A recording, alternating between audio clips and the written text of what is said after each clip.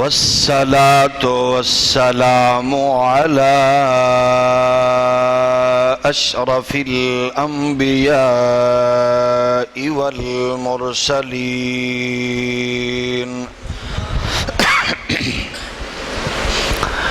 وعلى الملائكة المقربين وعلى عباد الله الصالحين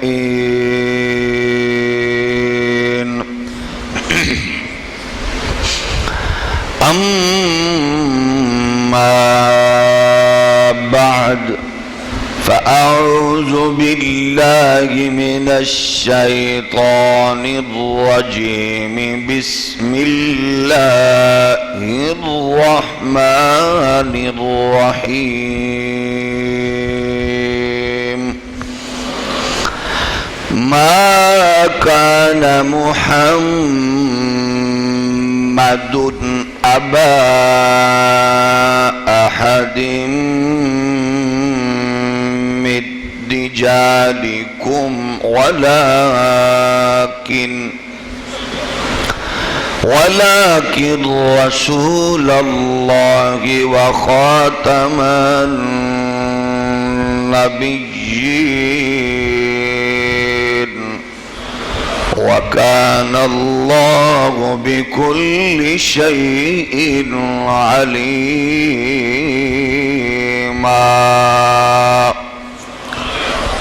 قال الله تبارك وتعالى في شان حبيبه ومحبوبه مخبرا وآمرا إن الله وملائكته يصلون على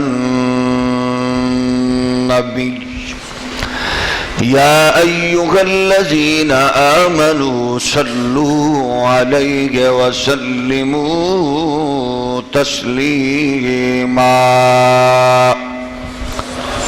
الصلاة والسلام عليك يا سيدي يا رسول الله وعلى آلك وأصحابك يا نعمة الله.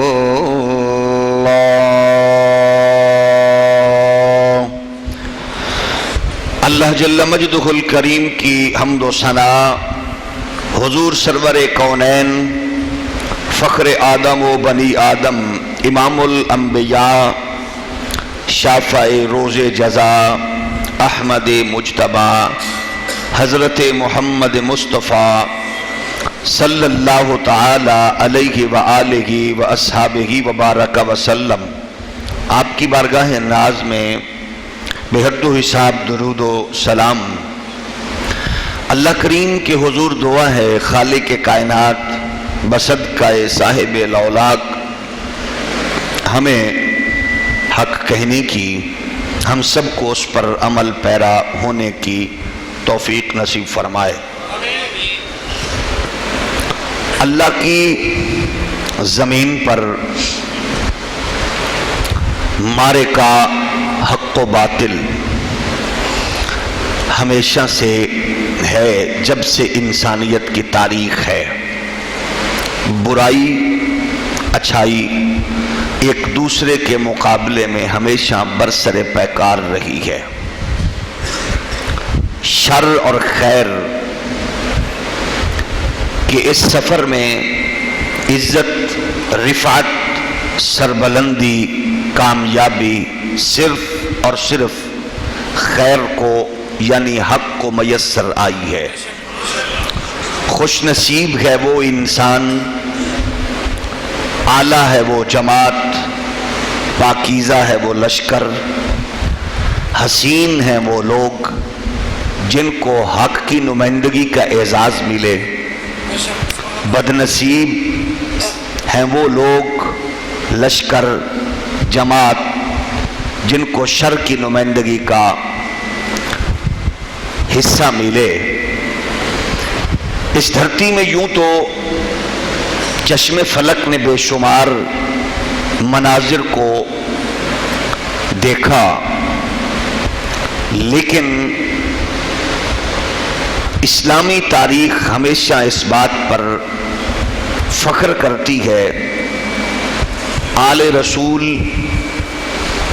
کا احترام اکرام صرف ان کے حسن و جمال، زہد و تقوی کی وجہ سے نہیں، یقیناً ان کی رگوں میں خون مصطفی،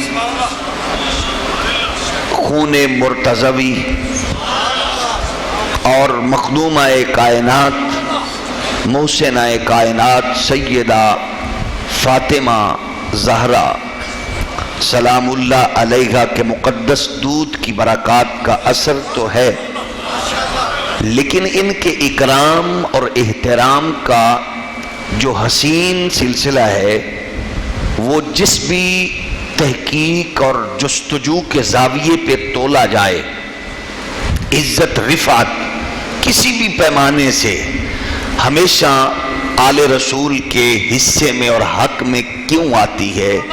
اس کی بنیادی وجہ ہے کہ اسلام کے آغاز سے لے کر اس کی استقامت اور اس کی رفعت اور بلندی تک ہمیشہ جتنی بھی لازوال قربانیوں کی داستان ہے، اس کا کہیں نہ کہیں جو مہرہ ہے، نشان ہے، وہ یقیناً آل رسول سے ہی جڑتا ہے۔ وہ کربلا کا معرکہ ہو، مت خاندان رسول کی جو نسبت ہے، وہ اگر بدر ہو تو وہاں اس سلسلہ میں مولا علی اور سیدنا امیر حمزہ خاندان رسول سے نمایاں نظر آتے ہیں پوری جنگ میں۔ وہ اگر احد کا میدان ہو تو علی و حمزہ نمایاں نظر آتے ہیں خاندان رسول سے۔ معاملہ فہمی ہو تو اسی خاندان میں رسول کائنات علیہ السلام کے مقدس خاندان میں حضرت عباس، پھر آگے حضور رحمت کونین علیہ السلام کے شہزادوں میں حضرت امام حسن و حسین نمایاں نظر آتے ہیں۔ کربلا سے شروع کریں تو یہ سلسلہ چلتے ہوئے بر صغیر میں جب آتا ہے تو یہاں 90 لاکھ کو کلمہ پڑھانے والے خواجہ غریب نواز ہوں، راوی کے کنارے بیٹھ کر راؤ راجہ کے دل کی دنیا بدلنے والے سیدنا داتا علی حجویری ہوں، یا پھر اس دھرتی پر بر صغیر میں حضرت شاہ رکن الدین ہوں، حضرت شیخ الاسلام بہاؤالدین زکریا ملتانی ہوں۔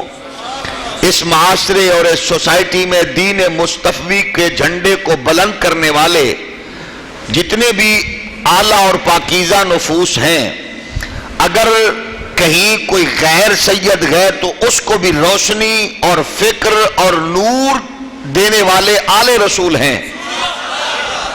اعلیٰ حضرت امام اہل سنت ہوں تو پیچھے سید آل رسول مہراروی نظر آتے ہیں، اور حضرت امام ربانی مجدد الفسانی رضی اللہ تعالی عنہ ہو تو ان کے پیچھے ان کو فکر، روشنی اور نور فراہم کرنے والے آل رسول نظر آتے ہیں۔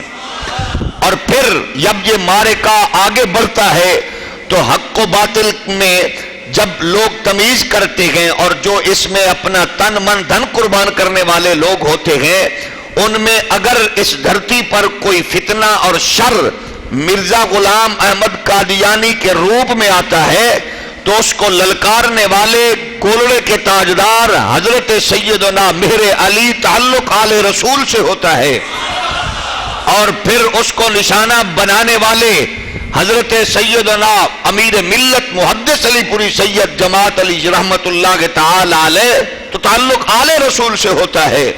ان کی نسبتوں اور ان کی فکر کو ہمیشہ یہ تاریخ یاد رکھے گی جن کی زندگی کا ایک ایک لمحہ عزت و ناموس محمدی کے لیے گزرا ہے۔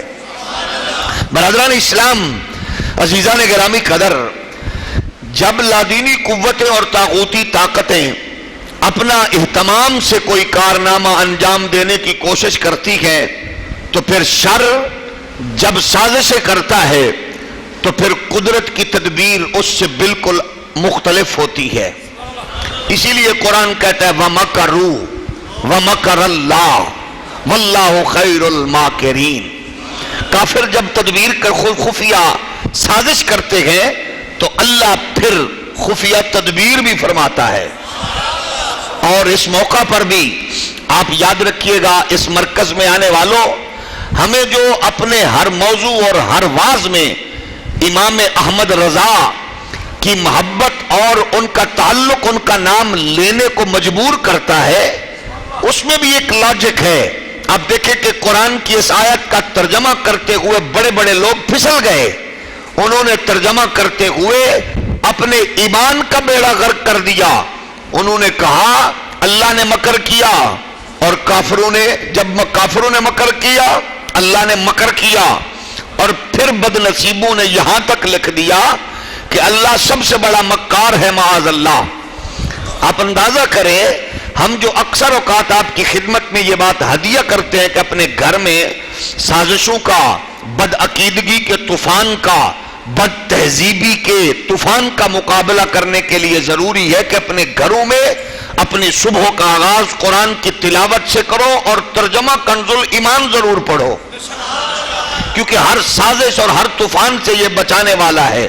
اب دیکھیں ترجمہ کرنے والوں نے کیا کیا. ہمارے ہاں یہ ہوتا ہے کہ جب لوگ عربی کے مفہوم کو کیونکہ سمجھ نہیں سکتے، یاد رکھیے ہماری جو اردو زبان ہے یہ لشکری زبان ہے. اس میں ہندی بھی ہے، سندھی بھی ہے، سرائکی بھی ہے، بلوچی بھی ہے. اس میں ساری زبانوں کا یہ مکسچر ہے.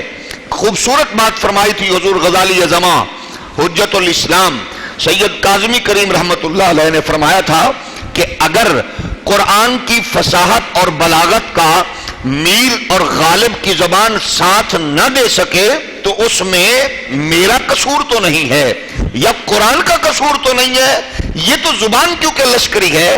جب آپ کو مفہوم بیان کرتے ہو قرآن کا، آیات کا، اس میں سب سے پہلے آپ کو شان خدا اور عظمت مصطفیٰ کو ملوز خاطر رکھنا ہے.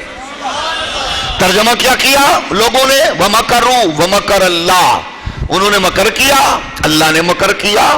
وَاللَّهُ خَيْرُ الْمَاكِرِينَ. اللہ سب سے بہتر مکر کرنے والا ہے، کچھ نے لکھا، اور اللہ سب سے بڑا مکار ہے معاذ اللہ. اب کیا بچ گیا ایمان کا؟ لیکن اعلی حضرت کی احتیاط دیکھیے.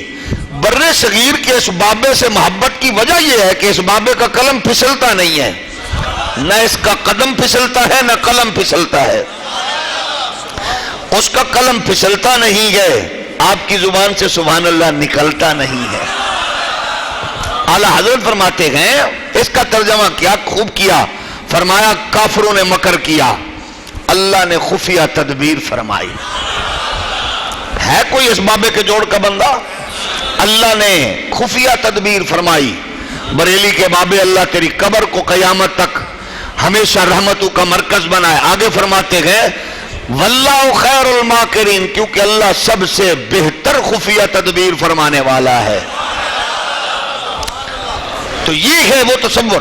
اس لیے ان کی سازشیں جاری رہتی ہیں کافروں کی، لادینی قوتوں کی، طاغوتی طاقتوں کی، لیکن اللہ خفیہ تدبیر فرماتا ہے جو کافروں کے وہم و گمان میں بھی نہیں ہوتی. اس بر صغیر میں کفر کے مقابلے میں آنے والے ہر ایک عظمت کے عظیم ہیرو کو ہم سلام پیش کرتے ہیں، لیکن یہ اگست کا مہینہ، یہ قیامت تک ایک عظیم انسان کی جرت، بہادری، استقامت، غیرت اور اس کے خلوص کو قیامت تک بیان کرتا رہے گا. اس مخلص، غیرت مند، محب رسول، عاشق رسول، محافظ ناموس رسالت، وہ اس کا نام گئے حضور سیدنا مہر علی تاجدار گولڑا رحمت اللہ تعالی علیہ. قیامت تک اگست کا مہینہ اس سید کی غیرت، اور حمیت کو بیان کرتا رہے گا.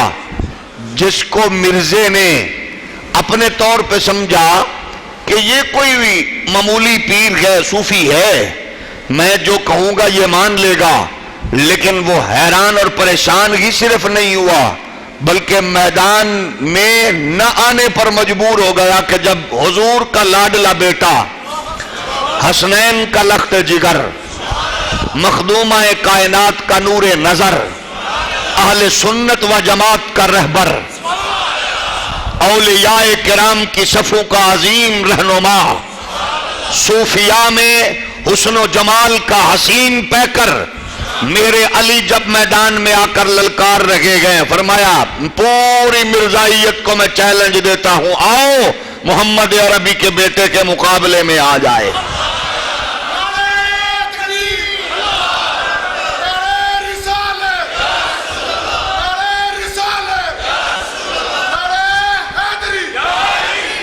یکم رمضان المبارک 1275 ہجری اور 14 اپریل 1859 بروز پیر حضرت پیر سیدنا مہر علی اس جہان آب و گل میں جلوہ فرما ہوئے. اور اس وقت سلطنت مغلیہ کا جب سورج غروب ہو چکا تھا، دین اسلام کی عظمتوں کے جھنڈے سازشی عناصر اپنے ہاتھوں سے گرانے کی کوشش میں مصروف تھے. طاغوتی طاقتیں اپنی حکومت اور اقتدار کے ستون مضبوط کرنے پر لگی ہوئی تھی، اور علماء اور مشائخ کو نشانہ بنایا جا رہا تھا. مزارات اور ان میں بیٹھنے والے صوفیاء کی فکر کو کچلنے کے پروگرام ترتیب دیے جا رہے تھے. اس دور میں سادات کے گھر میں ایک ایسا بچہ پیدا ہوا جس نے اپنے معصوم دور میں بچپن میں بتا دیا کہ مجھے بچپن میں ایک بار شیطان سے میری لڑائی ہوئی، ابلیس سے، تو میں نے ابلیس کو گرایا. پھر جب میں اس کو گرانے کے قریب ہوتا مجھے وہ گرانے کی کوشش کرتا، لیکن آخر کار مجھے کسی قوت نے اس کے اوپر بٹھا دیا. جب میں اس کے اوپر بیٹھا تو حاطف غیبی نے آواز دی، اللہ نے تجھے شیطان کے اور شیطان کے چیلوں کے مقابلے کے لیے ہی پیدا فرمایا ہے. تب سے میں سمجھ گیا کہ میری زندگی کا مشن اور مقصد محمد عربی کی عزت و ناموس اور رسول خدا صلی اللہ علیہ وآلہ وسلم کے دین کی چوکیداری ہے. خدا ذوالجلال کی بارگاہ میں ہمیشہ اپنی اس کے حضور لا حول استغفار پڑھتے ہوئے میں شیطان کے مقابلے میں رحمان کی قربت کی ہمیشہ کوشش کرتا، اور مجھے وہ روحانی لذت اور اطمینان قلب کی دولت اللہ نے بچپن سے عطا فرما دی. ذہنی اور فکری پاکیزگی کا یہ عالم تھا کہ بچپن میں چھوٹی سی عمر میں ایک بار استاد جی نے یہ فرمایا، پہلے دن آپ کلاس میں گئے تو استاد جی نے لڑکوں کو ڈانٹ کے کہا، اوے بچوں مطالعہ کر کے آیا کرو. میرے علی کے کانوں میں یہ جملہ پڑا تو اگلے دن سپارے کا وہ قاعدے کا سبق زبانی یاد کر کے سنا دیا. پہلا سپارہ دوسرا، وہ ناظرہ نہیں، وہ زبانی یاد کر رہے تھے. مختصر عرصے میں جب باقی بچوں نے ناظرہ قرآن ختم کیا، استاد جی نے پوچھا حفظ کرو گے؟ کہنے لگے استاد جی حفظ تو ہو چکا ہے. کہا سمجھا نہیں ہوں. کہا استاد جی پہلے دن آپ نے کہا تھا نا مطالعہ کر کے آیا کرو، تو میں سمجھا کہ آپ نے کہا سبق پکا کے آیا کرو، تو مجھے مطالعے کا کیونکہ پتہ نہیں تھا وہ کیا ہوتا ہے، تو میں نے استاد جی حفظ کر لیا ہے. میں حفظ کر چکا ہوں، میں قرآن کا حافظ بن چکا ہوں. قربان جائے یہی تصور ہم دیکھتے گئے. یہ لوگ ہوتے ہیں وہ جن کو اللہ مجددیت کی عظمتوں پر فائز فرماتا ہے. ہم نے دیکھا اعلیٰ حضرت فاضل بریلوی کو لوگوں نے کہا حافظ صاحب ہیں آپ، فرمایا شاہ جی سے ایوب شاہ صاحب سے کہنے لگے لوگ ہمیں حافظ کہتے ہیں، ہم یار حافظ نہیں ہے، دل کرتا ہے حفظ کر ہی لیں، تو فرمایا رمضان کے مہینے میں آپ نے مکمل حفظ کر لیا۔ ہم دیکھتے ہیں تاجدار گولڑا ہو تو وہ بچپن میں استاذ کے کہنے پر سبق کو اس انداز میں یاد کرے کہ وہ ان کے پاکیزہ قلب و ذہن کو قرآن مجید کی دولت مزید معطر و منور کرتی جاتی ہے۔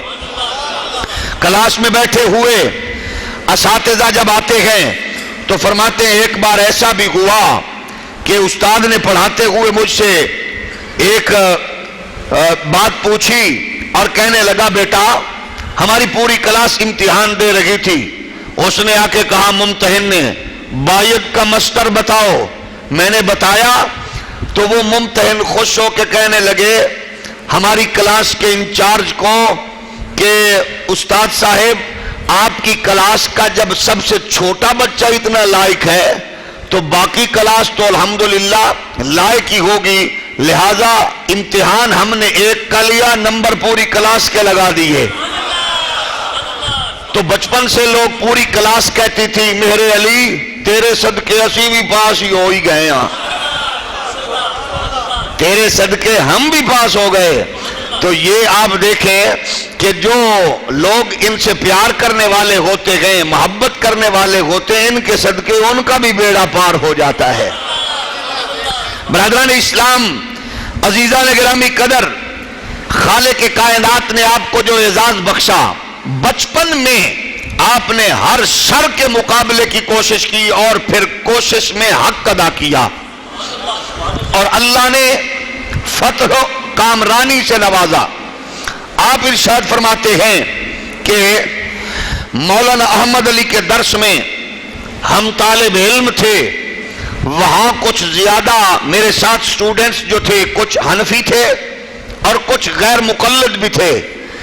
جب غیر مقلد کوئی ٹانگ اڑانے کی کوشش کرتے تو اس وقت حنفی مجھے آگے کر دیتے اور میں ان کو ایسا سبق سکھاتا کہ آخر مدرسے میں میرا نام کامیابی اور کامرانی کی علامت کے ساتھ ساتھ امام اعظم ابو حنیفہ کی فکر کے ترجمان کے طور پر بھی پڑ گیا۔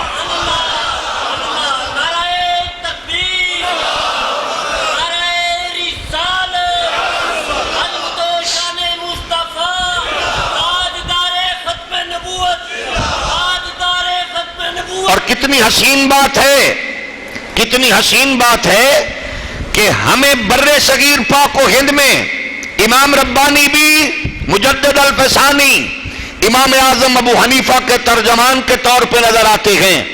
اعلیٰ حضرت محدث بریلوی حضرت امام اعظم کے ترجمان کے طور پہ نظر آتے ہیں۔ تاجدار گولڑا سیدنا مہر علی بھی حضور رحمت کونین علیہ الصلوۃ والسلام کا یہ وہ غلام ہے جو حضرت سیدنا امام اعظم ابو حنیفہ کی فقہ کا ترجمان کے طور پہ نظر آتا ہے۔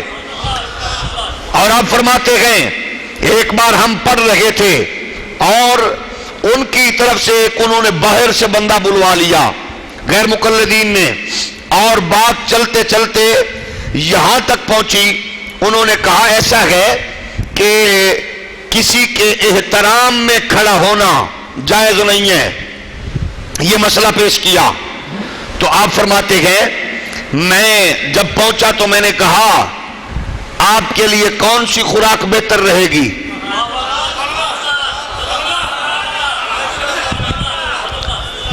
صرف شریف آدمی سبحان اللہ کہے۔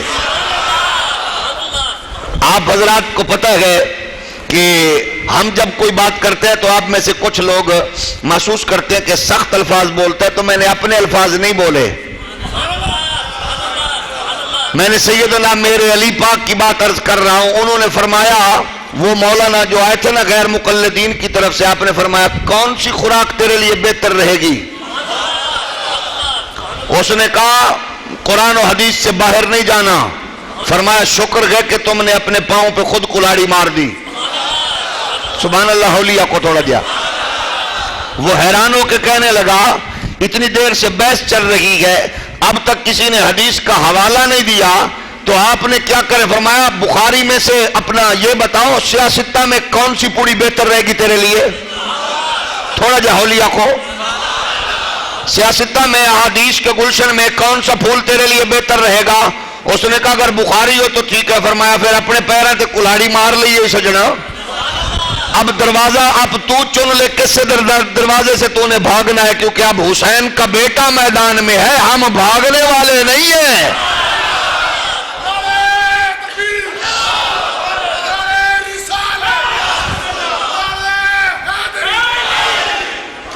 فرمایا ہم بھاگنے والے نہیں ہیں، اور دنیا نے دیکھا آل رسول سے پیار کرنے والا بھی نہیں بھاگتا۔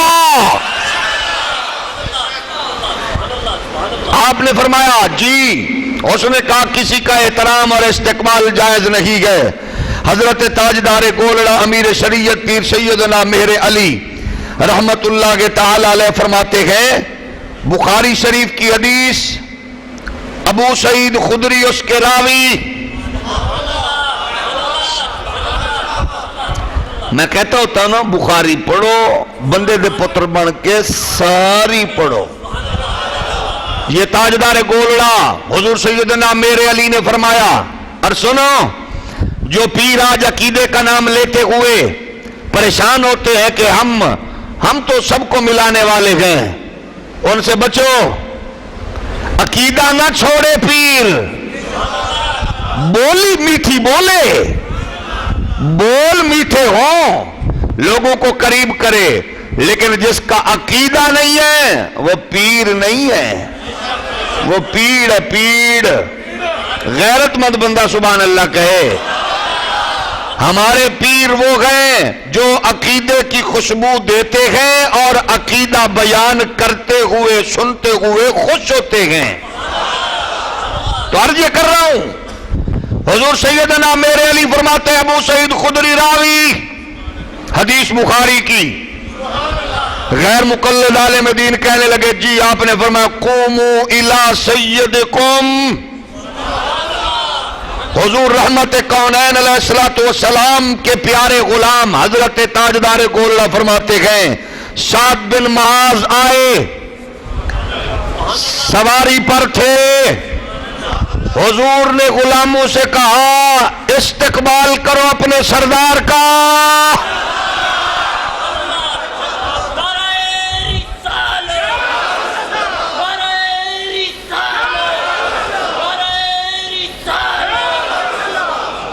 استقبال کرو اپنے سردار کا۔ آگے مولانا نے بڑی ہوشیاری سے کہا، جناب یہ سعد بن معاذ صحیح تھے یا زخمی تھے؟ کہا زخمی تھے۔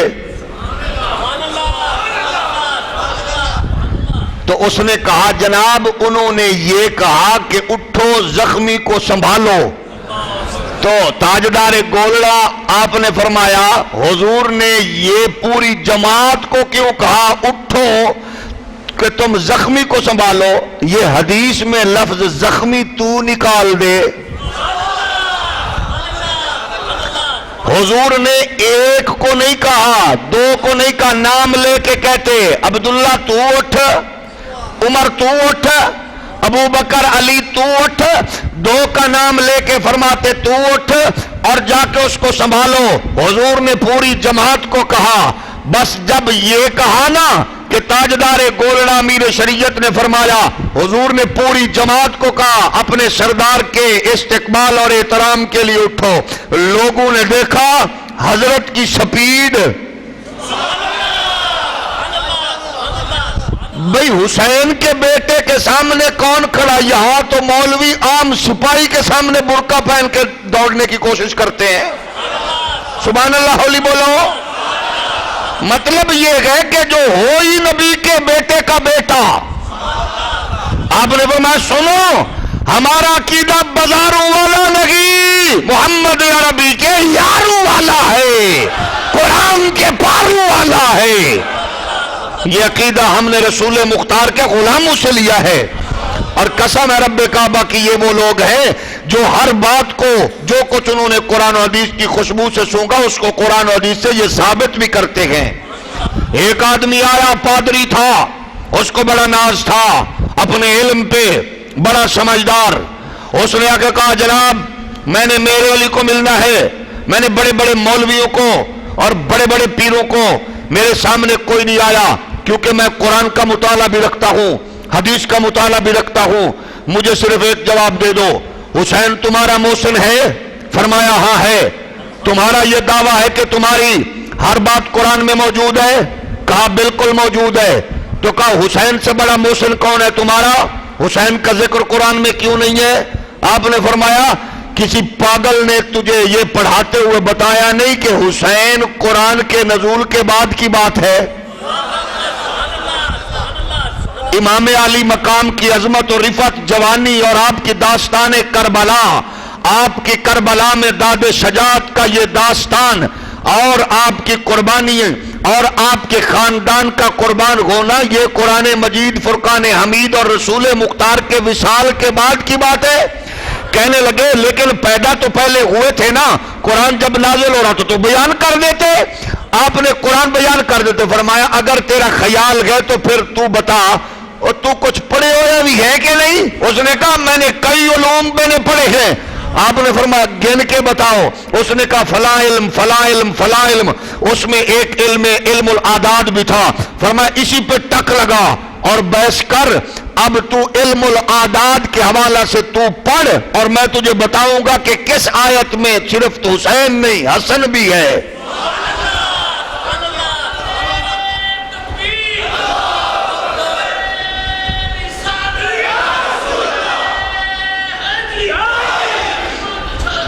حسن بھی ہے حسین بھی ہے. اس نے کہا اچھا کہاں سے پڑھوں؟ فرمایا جہاں سے دل کرے. اس نے کہا اعوذ باللہ من الشیطان الرجیم. پادری تھا، قرآن پڑھ رہا تھا. بسم اللہ الرحمن الرحیم.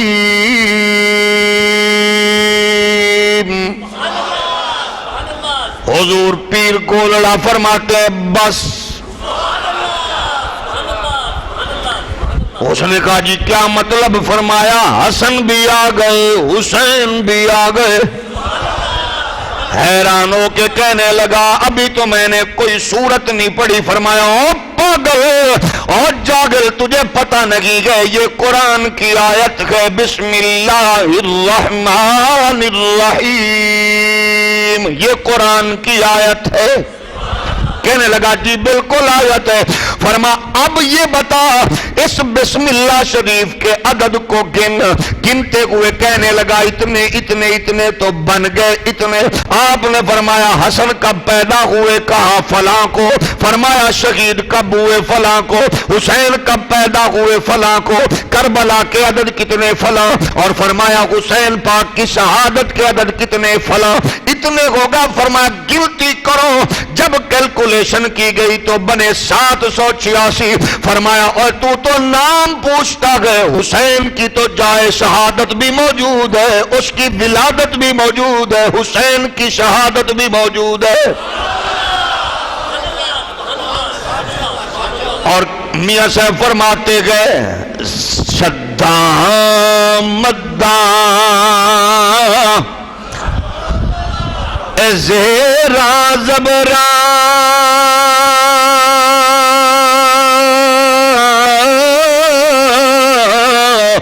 شان تیری وچ آیا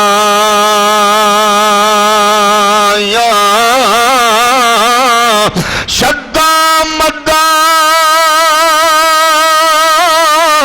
زبرا زیرا تے شان تیری وچ آیا. آمالوں کا خبر نہ کائی اوے خاصا رمضا پایا.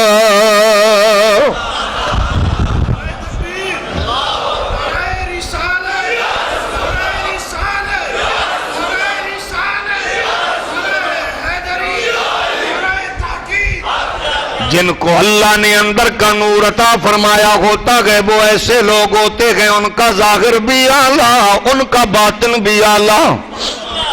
اور جب سیدنا میرے علی کا سلسلہ جوڑنے کی کوشش کی گئی، رشتہ ازدواج میں منتقل کہاں کیا جائے، اس پہ بھی بہت ساری باتیں چلی۔ آخرکار قرہ فال ان بزرگوں اکابرین کے پاس جا پڑا جو حضرت اچ شریف کا تاجدار جب آپ مدینہ منورہ تشریف لے جاتے ہیں تو وہاں کچھ خوشک بین لوگ پوچھتے گئے آپ سید ہو تو اپنا شجرہ نسب بتاؤ، سلسلہ نسب بتاؤ۔ فرمایا ظالمو، ہم تو نانا کی بارگاہ میں آئے گئے، سلسلہ نسب اور شجرہ تو لے کے نہیں آئے، لیکن حل آسان میرے پاس حل ہے، بازو سے پکڑا۔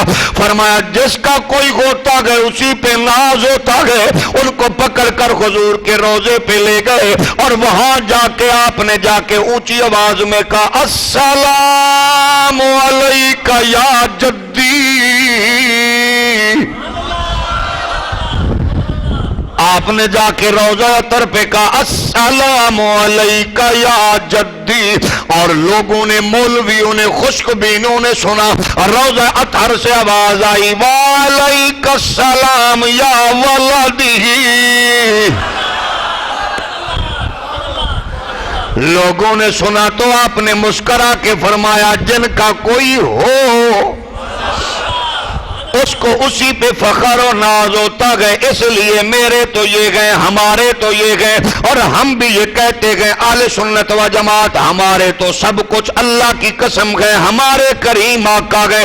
اس لیے تو بریلی کا بابا یہ ترانہ بولتے ہوئے کہہ رہا گئے سب سے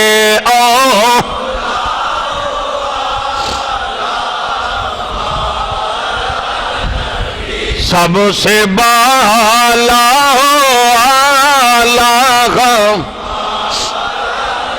اپنے مولا کا پیارا ہمارا نبی، دونوں عالم کا دولا بھی سب سے اولا اعلیٰ۔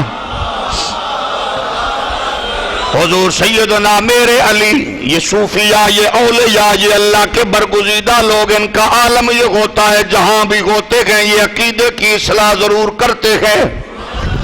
اعمال کی اصلاح کے ساتھ ساتھ عقیدے کی اصلاح بھی ضروری ہے، عقیدے کی اصلاح بھی ضروری ہے، عقیدہ بچانا ضروری ہے، عقیدے کا تحفظ ضروری ہے۔ اعمال ہو عقیدے کے بغیر تو کسی کام کے نہیں ہے، ایسے یہ بغیر بنیاد کے عمارت ہوتی ہے، بغیر بنیاد کے پلازہ بنا لیں، کوٹھی بنا لیں، وہ کبھی بھی مکمل نہیں ہوگی، مضبوط نہیں ہوگی۔ عقیدہ بنیاد ہے، عمل اس کا پھل پھول ہے۔ اس پہ یاد رکھیں، عقیدے کی درستگی ضرور کیا کریں۔ ہر ایک کے پیچھے آپ لوگوں کا، ہم لوگوں کا مزاج ہے، ہم کہتے ہیں جناب دیکھو بات تو عمل کی کرتا ہے، یہ دیکھو کہ جو قرآن مجید فرقان حمید کا مفہوم غلط بیان کر کے گمراہ کرے، مرزا قادیانی بھی تو قرآن پڑھ کے لوگوں کو گمراہ کرنے کی کوشش کر رہا تھا۔ اس لیے ضروری عقیدہ، اپنے ان بزرگوں کا احترام بھی کرو، اکرام بھی کرو۔ اگر دنیا فانی سے چلے گئے تو ان کے مزارات کو سلام کر کے یہ عہد کرو جو عقیدہ نظریہ ہمیں دے کے گئے اس عقیدے کو ہم نے اپنی نسل تک منتقل کرنا گئے۔ حضور تاجدار گولڑا فرماتے گئے جب مجھے حج کے لیے سفر کرنے کی سعادت ملی، میں بحری جہاز میں بیٹھا تو ایک جماعت بھی بیٹھ گئی اور بات چلتی چلتی حضور کے حاضر و ناظر پر چلی گئی، حضور کے حاضر و ناظر پر چلی گئی۔ انہوں نے بات کرتے ہوئے کہا ہم تو گئے تھے وہاں مدرسہ سولتیا میں، حاجی رحمت اللہ صاحب کا ہم نے درس سنا، وہ کہہ رہے تھے یہ عقیدہ غلط ہے، حضور حاضر ناظر نہیں ہے، یہ عقیدہ غلط ہے۔ آپ نے فرمایا میں نے کہا ٹھیک، تم نے کہا غلط، کہا حاجی رحمت اللہ نے کہا، فرمایا وہ بھی حاجی ہے یار میں بھی ہوں، وہ بھی بندہ یار میں بھی بندہ، وہ بھی دین کی بات کرنے والا میں بھی، کیا اس کی بات غلط نہیں ہو سکتی؟ کہا جی غلط ہو تو سکتی ہے، فرمایا اس کی اصلاح ضروری ہے۔ کہنے لگے اب آپ جائیں گے جا کے اس سے بات کر لیں گے، میں اپنا مفہوم اور میں اپنا عقیدہ بیان کروں گا، وہ اپنا عقیدہ بیان کریں گے۔ آپ فرماتے ہیں جب وہاں پہنچ گئے اور جب وہاں پہنچے تو بات چیت ہوتی ہوئی میں نے حضور کے حاضر ناظر پہ بات چھیڑنا چاہی۔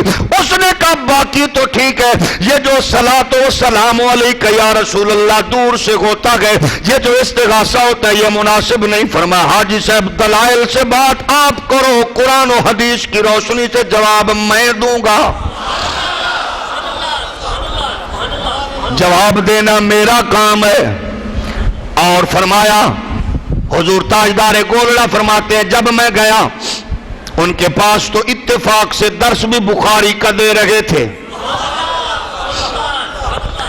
بخاری شریف کا درس دے رہے تھے، اور ندا کو انہوں نے ناجائز کرا۔ فرمایا آپ نے ارشاد فرمایا مدرسہ سولتیہ میں اسی مدرس سے آپ نے ارشاد فرمایا اچھا یہ بتاؤ یا رسول اللہ کی جو ندا ہے اس سے آپ کو پریشانی کیا ہے؟ انہوں نے کہا یہ حاضر و ناظر ہونے کی متقاضی ہے، حالانکہ حضور ہر جگہ پر موجود، ہر ایک جگہ پر موجود بھی نہیں ہے اور ہر ایک کے ناظر بھی نہیں ہے۔ انہوں نے کہا مثلا حضور ان کو دیکھ رہے ہیں تو ان کو نہیں دیکھ رہے، یہاں ہے تو وہاں نہیں۔ آپ نے فرمایا چلو آپ نے اپنی بات فرما لی، جی فرما لی۔ فرمایا یہ جو آپ پڑھا رہے ہیں اسی سے جواب عرض کروں تو کیسا رہے گا؟ اب آگے بھی حاجی رحمت اللہ علیہ، حاجی رحمت اللہ صاحب بھی ضدی نہیں تھے، انہوں نے کہا ٹھیک ہے سبحان اللہ، میں مدت سے بخاری پڑھا رہا ہوں، اسی سے اگر آپ مفہوم بیان کریں تو بہتر ہے۔ آپ نے فرمایا اسی بخاری شریف کی حدیث مبارک ہے اور وہ حدیث متفق علیہ ہے۔ کون سی؟ آپ نے فرمایا حدیث شریف ہے ما کنت تقول فی ھذا الرجل، اسی حدیث مبارک میں ہے ما کنت تقول فی ھذا الرجل لمحمد، فرمایا اس پہ بتاؤ ہر قبر میں منکر نکیر آتے ہیں کہ نہیں؟ انہوں نے کہا آتے ہیں۔ فرمایا ایک میں یا ہر ایک میں؟ کہا ہر ایک میں۔ آپ نے فرمایا پوچھا جاتا گئے، بخاری کہتے ہیں پوچھا جاتا گئے کہ بتا ان کے بارے میں کیا کہتا تھا؟ یہ ہاذا موضوع ہے محسوس مبصر قریب کے لیے، الرجل موضوع ہے اور مذکر مفرد کے لیے جو بنی آدم سے ہو۔ رجل جب آ گیا تصویر ختم، خاکہ نہیں بندہ، تصویر کے لیے رجل نہیں۔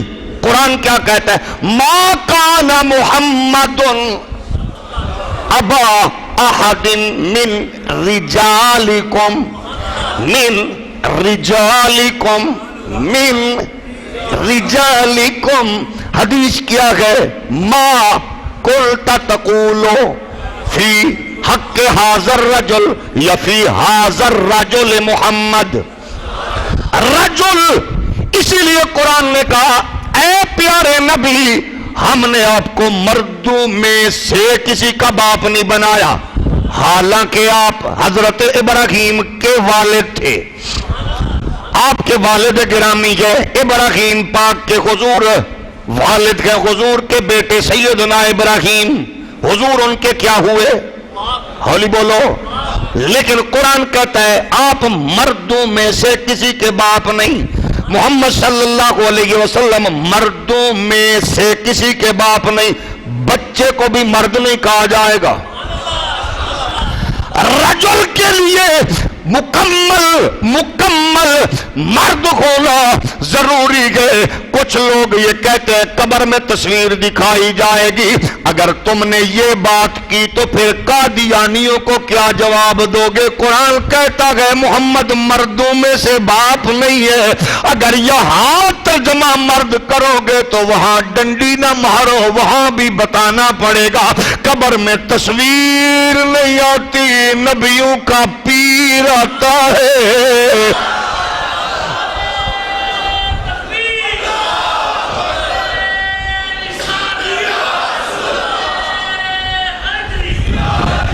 قبر میں حضور خود تشریف لاتے گئے، حضور تشریف لاتے گئے، قبر میں حضور تشریف لاتے گئے۔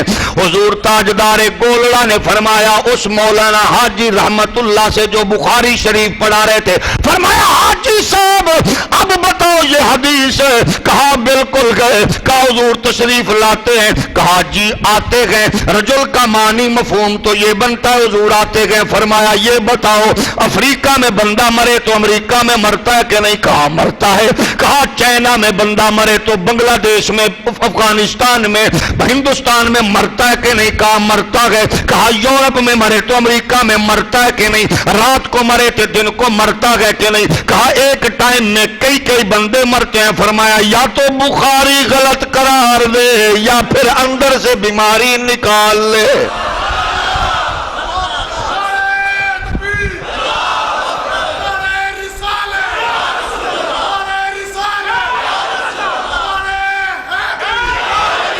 بیمار ذہنیت کا بندہ سبحان اللہ نہ کہے، اس کے مرنے کا خطرہ ہے۔ عاشق سارے بولو۔ بخاری کہتے گئے قبر میں میرے کریم کی جلوہ گری ہوتی گئے اور پوچھا جاتا کہ بتا ان کے بارے میں کیا کہتا تھا؟ کہتا ہے نہیں، کہتا تھا، کہتا تھا۔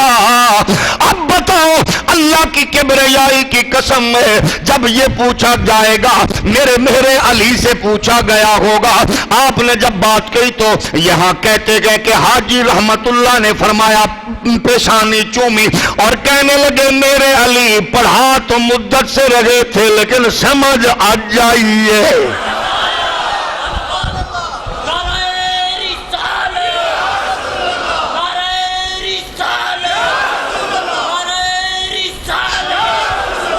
حاجی صاحب کے مریدوں نے، شاگردوں نے پوچھا، حاجی رحمت اللہ صاحب کے مریدوں نے پوچھا، شاگردوں نے، حاجی صاحب تساں ایک ہی کیتا ہے؟ انہیں کیا ساڈے کول علم کسبی ہے، ایدے کولو علم لدنی ہے۔ یہی سوال جب میرے علی سے ہوا ہوگا قبر میں تو پھر کتنا مزہ آیا ہوگا جب انہوں نے فرمایا ہوگا اس صورت نو میں جانا کھاں۔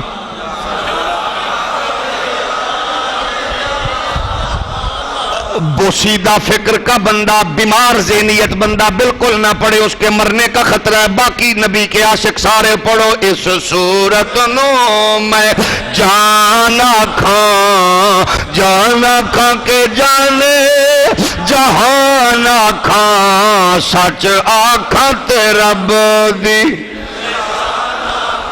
جس شان تو شانہ سب بنیا سبحان اللہ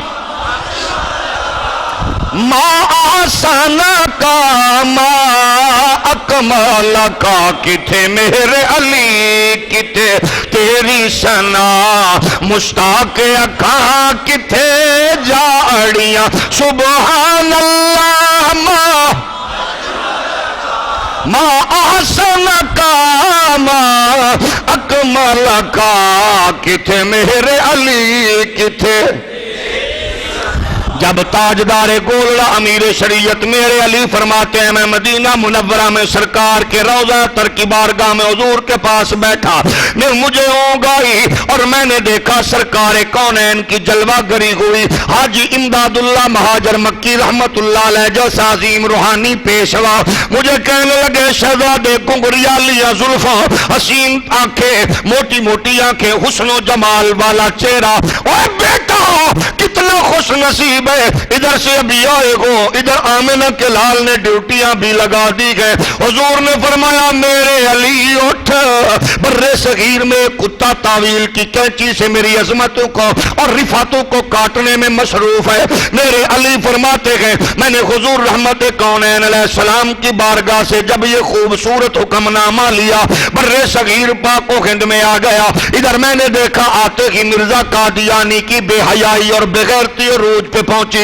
انہوں نے اپنی ایک کتاب میں یہ بھی چھاپ دیا کہ میرے علی نے کہا ہے مجھے قادیان سے خوشبو آتی ہے۔ فرمایا نامراد بے ایمان تجھے پتہ نہیں ہے تیرے وجود سے بھی بدبو، تیری فکر بھی بدبودار ہے، اور جھوٹ بولنے والے درندے سن لے، جو تو کام کر رہا ہے وہی کرتا رہے۔ اگر تو نے مجددیت کا مادیت کا دعویٰ کیا تو پھر یاد رکھنا سب سے پہلے میں محمد عربی کی عزت و ناموس کا چوکیدار تیرے مقابلے میں ہوں گا۔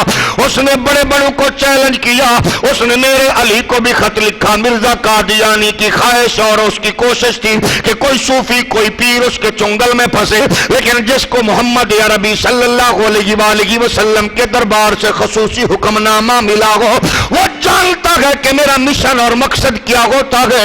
حضور سیدنا میرے علی پاک نے اس کو للکارا۔ مرزا قادیانی یہ جان رہا تھا یہ شاید صوفی ہے، یہ شاید صرف ایک جناب والا، اس کا مطالعہ وسیع نہیں ہوگا، اس کو فنی علوم پر نظر نہیں ہوگی، یہ تو صرف تویز دھاگا کرنے والا صوفی اور پیر ہوگا۔ مرزا قادیانی کی خرافات کا میرے علی نے جواب دیا، ایک کتاب لکھی دوسری لکھی، حیران و پریشان ہو گیا۔ میں تو صوفی سمجھتا رہا یہ کیا نکلا گئے۔ پھر یہ ہوا کہ عمر مبارک اب جب آپ کی عمر مبارک 41-42 سال، ابھی جوانی کا سن ہے، ابھی جوان ہے، اور یہ ہوا کہ مرزا قادیانی کے مقابلے میں آ گئے۔ مرزا نے لیٹر لکھا میں آ رہا ہوں، لاہور میں مقابلہ ہوگا، بحث ہوگی، اور میں اپنے دلائل دوں گا تم اپنے دلائل دینا، میں اپنی بات ثابت کروں گا تم اپنی ثابت کرنا۔ حضور سیدنا میرے علی کو اس نے خط لکھا اور اس میں اس نے 50 مولویوں کے نام لکھے، اس کو بھی چیلنج، اس کو بھی چیلنج، اس کو بھی چیلنج، اس میں 50 سے زائد علماء و مشائخ کے نام لکھے۔ فرمایا مرزے پریشان نہ ہو، ان سارے نبی کے دین کے چوکیداروں کی نمائندگی میں اکیلا کروں گا۔ تیری ہے جرت تو میدان میں اترا، تجھ میں ہے طاقت تو میدان میں اترا، کیونکہ تیرے ساتھ شیطان ہے، میرے ساتھ محبوب رب رحمان ہے، تیری کوشش جرت ہے تو میدان میں اتر۔ حضور سیدنا میرے علی نے جو وہ اشتہار نکالتا اس کے جواب عطا فرماتے۔ پھر آپ نے علماء کی ایک ٹیم لے لی، علماء کی ٹیم میرے علی تاجدار گولڑا کے ساتھ چلی۔ آپ جب راول پنڈی سے چلے آپ نے فرمایا تار بھیج دو، مرزا کو محمد کا شیر میدان میں آ رہا ہے۔ پھر لالا موسیٰ ٹرین پہنچی رکی، فرمایا تار بھیجو، میں لالا موسیٰ آ گیا ہوں، اس کو کہو میدان میں آ جائے۔ لالا موسیٰ چلے چلو، ادھر مرزا قادیانی کے مشیر اس کے قریب ہو گئے، مشاورت ہونے لگی کیسے جائیں۔ انہوں نے کہا یہ جو للکارتا ہوا، یہ جو دھارتا ہوا آ رہا ہے اکیلا نہیں، اس کے ساتھ علماء بھی گئے۔ حضور میرے علی کا ایک غلام پشاور سے چلا، 60,000 دراہم اس نے جناب والا دراہم اور دنانیر اور اس دور کی جو مالیت کا روپیہ تھا وہ لے کے آ گیا۔ اگر وقت کی حکومت زر ضمانت بھی طلب کرے گی تو میں محمد عربی کی عزت و ناموس کے لیے سب کچھ قربان کر کے کہوں گا مال لے لو، مگر حضور کی عزت و عظمت کے پہرا دینے سے ہمیں نہ روکو۔ حضور تاجدار گولڑا پہنچ گئے لاہور میں، اور لوگ کہتے ہیں جب ٹرین سے اترے ریلوے اسٹیشن سے سب سے پہلا سوال حسنین کے بیٹے لخت جگر کی زبان سے یہ تھا، لوگوں بتاؤ مرزا آیا کہ نہیں آیا؟ مرزا قادیانی پہنچا کہ نہیں پہنچا؟ لوگ حیران و پریشان تھے اسی بات سے۔ پھر وہاں چلتے ہوئے 2.5 گھنٹے آپ کو لگے لوگوں سے مسافہ کرتے ہوئے، ان میں دیوبندی علماء بھی، ان میں وہابی علماء بھی، ان میں شیعہ علماء بھی، حتیٰ کہ یہ ہوا کہ اس وقت بادشاہی مسجد میں دور دراز سے قادیانی مرزا کے معتقدین بھی آگے دیکھے ہوتا کیا گئے۔ حضور میرے علی نے فرمایا بلاؤ مرزا کو، ہم تو بیٹھے ہوئے گئے۔ اب قادیانیوں نے چال چلی، وہاں سے مسلسل رابطے میں تھے اور وہ کہہ رہے تھے ابھی مذاکرات چل رہے گئے، بات مکمل نہیں ہو رہی، مسلمان منتظر سے مرزا اب آئے کہ اب آئے، لیکن وہ کب آ سکتا ہے؟ حضور نے فرمایا آج 24 ہو گئی مرزا نہیں آیا، آج 25 ہو گئی مرزا بھاگ گیا، 26 ہو گئی مرزا نہیں آیا، 27 ہو گئی مرزا نہیں آیا، 29 25 اگست تک آپ للکارتے رہے، مرزا قادیانی میدان میں نہ آیا۔ آنے والوں نے آ کے کہا مرزا کہتا ہے اب میں سامنے نہیں آتا، مجھے تم مروا نہ دو۔ فرمایا او لوگوں مجھے اللہ کی قسم ہے مرزا آ جاتا یا مر جاتا یا مصطفیٰ کا کلمہ پڑھ لیتا۔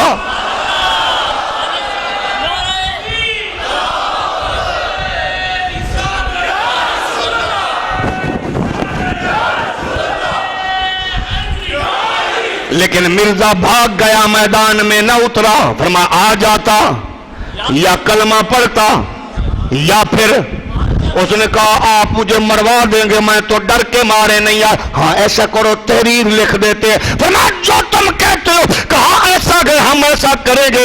ہاں جی مرزا صاحب کہتے گئے یہ کر دیتے گئے۔ کہا کیا؟ کہنے لگے ہم جناب ایسا کرتے ہیں کسی کے لیے دعا مانگتے گئے اس بیماری ٹھیک ہو جائے۔ وہ فرمایا ایویں بونکیا نہ مار، تو مردہ لے کے آ، میں نانے کا نام لے کے زندہ نہ کروں، محمد کا نوکر نہ کہ۔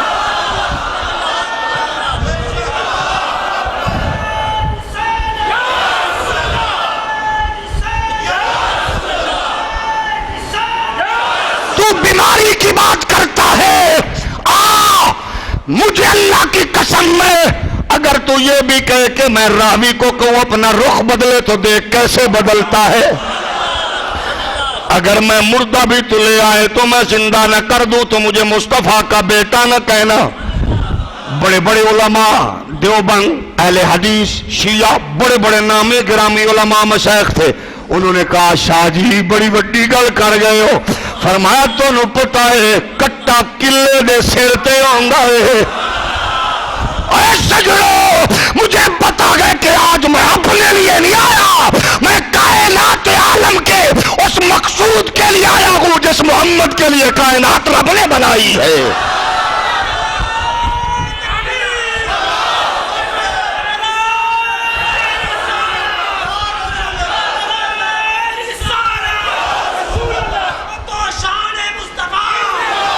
اور فرمایا سنو جو ختم نبوت کا کام کرتا ہے، عقیدہ ختم نبوت کا تحفظ کرتا ہے، اللہ کی عزت کی قسم میں وہ محمد عربی کی نظر میں رہتا ہے۔